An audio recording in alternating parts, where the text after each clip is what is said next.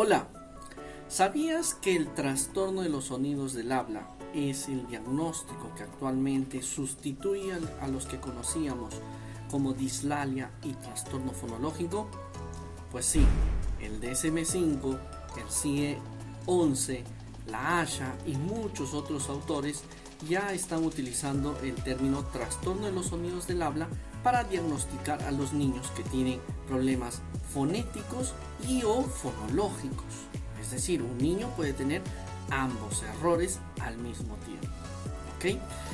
Ahora, en este curso, pues veremos tres cosas fundamentales. Los fundamentos, que los veremos en el primer día, y todos los fundamentos lingüísticos, de principios de aprendizaje motor, psicolingüísticos, los iremos aplicando el segundo y tercer día, que es el segundo día de evaluación, donde nosotros aplicaremos el PEF 1.0, es decir, la prueba de evaluación fonética fonológica que acaba de ser publicada.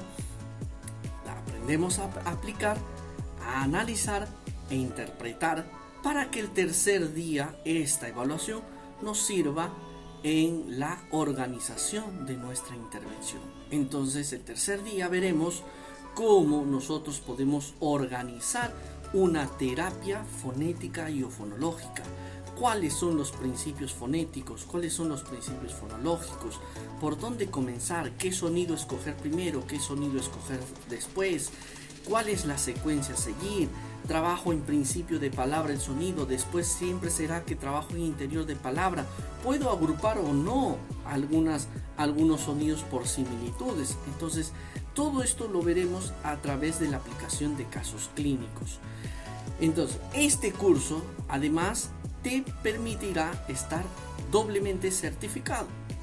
Te certificarás en el nivel 1 del modelo F. Susaníbar, que te dará chance para que tú puedas llevar el nivel 2 y el nivel 3. Y además también te certificarás en la aplicación del PEF 1.0. Entonces no te pierdas este curso y te espero para que nos veamos presencialmente pronto. Un abrazo.